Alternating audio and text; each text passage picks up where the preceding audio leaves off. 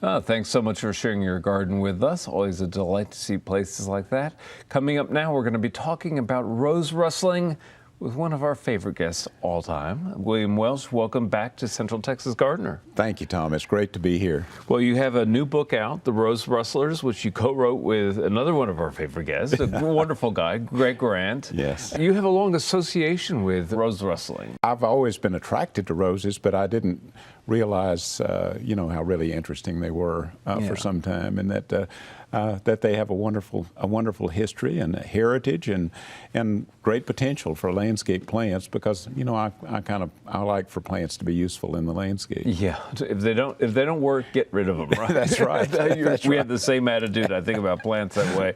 Well, rose rustling has moved from this romantic notion to a genuine conservation movement. And one of your first encounters with all this had to do with a rose named Maggie. Tell me a little bit about Maggie. Okay, Maggie was my late wife's grandmother's rose in northeast Louisiana. And we just named it that because we couldn't figure out what it was, and it was there, and it was Maggie's rose. So made sense. It made sense, yeah. And I rooted some cuttings and brought them back to College Station. They lived and rooted, but we still couldn't figure out what it was. That happens a lot when you find a rose. You may or may not be able to figure out what it is. It is genuinely grown into a movement that you're capturing and expressing in the book. It's become a pretty broadly based conservation effort, among other things, and certainly a historical thing. When you realize that people like Empress Josephine, had Napoleon stop wars to bring her roses, and she had over 200 roses in her garden at Malmaison, and she had the finest painter in the world come paint them. And this was 1820, right, or something to that effect. And we're still identifying roses from those images that he drew back in that era. Yeah, and one of my all-time favorite roses, Souvenir de ma Maison. Absolutely, named for her home there, even though it was after her unfortunate demise. The value of these plants is really, aside from, I referenced the romance of making those historical connections, was so much fun. It's a blast. Yeah. But so many of these plants are true survivors. Otherwise, you wouldn't be rustling them. They are. I mean, you and I are attracted to plants that can survive and that don't have to have all kind of babying to keep them alive. And many roses fit into that category. So we can find them surviving 100 years after they've been abandoned, occasionally. Sure, right. And we find them in cemeteries. That's one of the traditional places that we find them. But mainly we find them in people's yards and along the road and here and there. Yeah. Well, who were the original rose rustlers? Who got this whole thing going?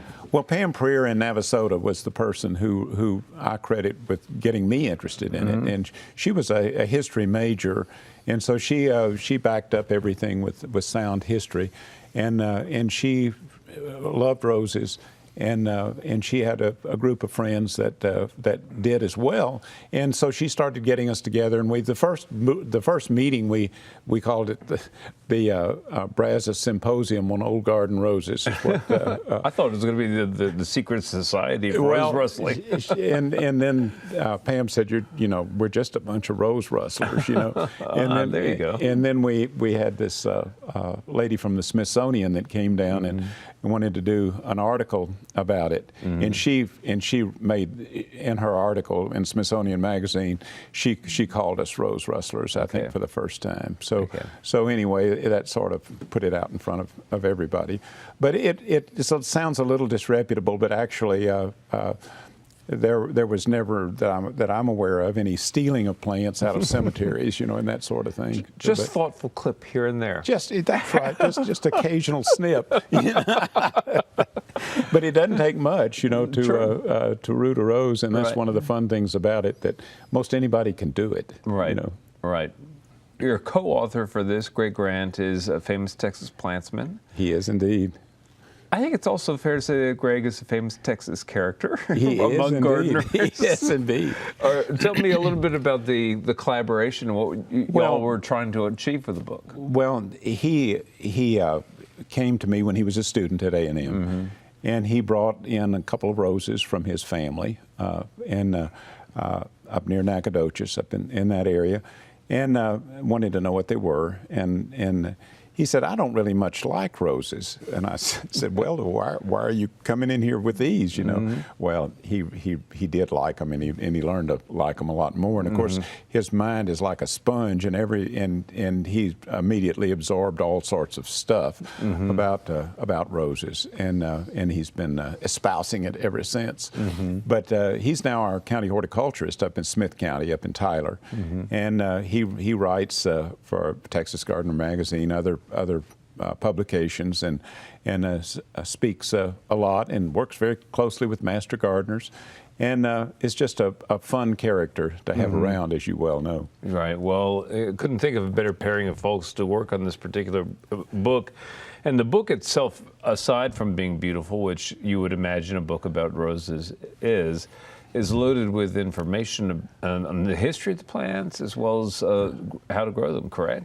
Yes, it is, and helping people to identify them and to learn about them. You know, roses are the world's favorite flower. You know, and yes, they can be difficult. They can be challenging. They can be thorny.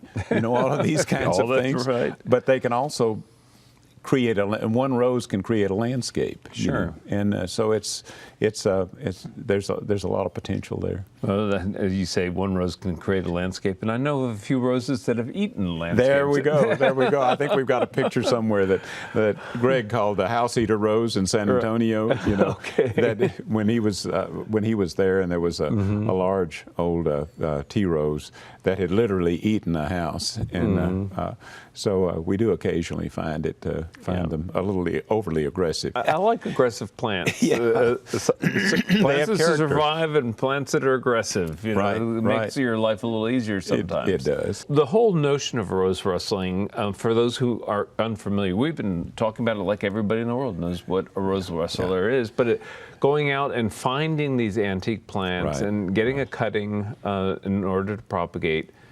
What are some of the etiquette rules and ways to be successful as a rose Well, rustler? one thing that everybody's pretty sensitive about is that it's not good to go in and steal plants out of cemeteries. I mean, you don't go dig up somebody's. And because roses were frequently planted at cemetery sites because it may be the favorite rose of the individual. Exactly. And so we ended up with quite a few of them back in times when people planted plants in cemeteries, and some of those are still around. But then we also have historical sites and just I guess I found more interesting roses just from gardeners who had an interesting garden and a few interesting roses, and they usually go back to a family somewhere to go back to their family.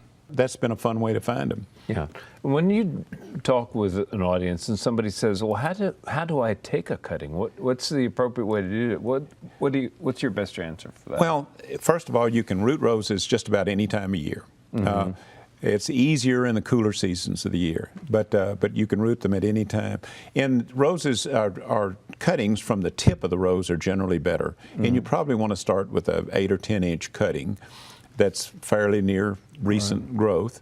It may have bloomed, and you cut the old bloom off, and then you take the foliage off on the part that you stick down into the media, the material that we're going to root the rose in, and it can be a lot of different things. Right, you can use loose potting soil or anything along that line. Yeah, really. Commercial potting mix or just sand, is another possibility. Well, there you go. That's a very clean way of doing it, an easy way of doing it. Yeah. Well, hopefully we've encouraged more people to go out and do a little rose rustling, and I know that your book will certainly do that. Bill, as always, we really appreciate you being on part of our show. Well, it's my pleasure, I can assure you, and it's always fun to be here. One of the folks who makes it happen is Daphne, who's coming up next.